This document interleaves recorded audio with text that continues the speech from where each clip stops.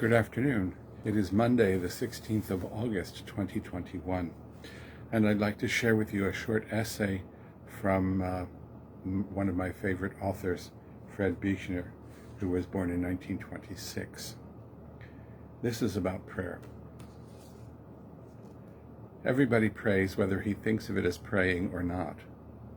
The odd silence you fall into when something very beautiful is happening, or something very good or very bad. The that sometimes floats up out of you, as out of a 4th of July crowd when the skyrocket bursts over the water. The stammer of pain at somebody else's pain. The stammer of joy at somebody else's joy. Whatever words or sounds you use for sighing with over your own life. These are all prayers in their way. These are all spoken not just to yourself, but to something even more familiar than yourself, and even more strange than the world. According to Jesus, by far the most important thing about praying is to keep at it.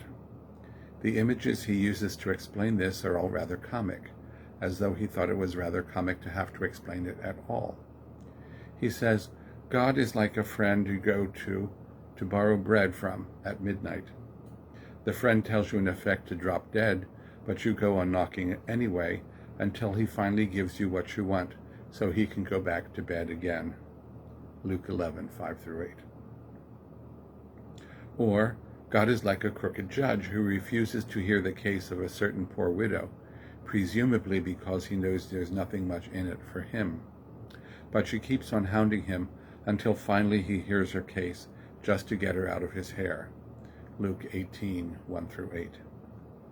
Even a stinker, Jesus says, won't give his own child a black eye when he asks for peanut butter and jelly.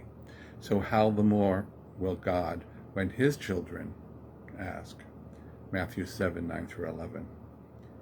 Be importunate, Jesus says. Not, one assumes, because you have to beat a path to God's door before he'll open it, but because until you beat the path, maybe there's no way of getting to your door. Ravish my heart, John Donne wrote. But God will not usually ravish. He will only play court. I wish you a pleasant evening.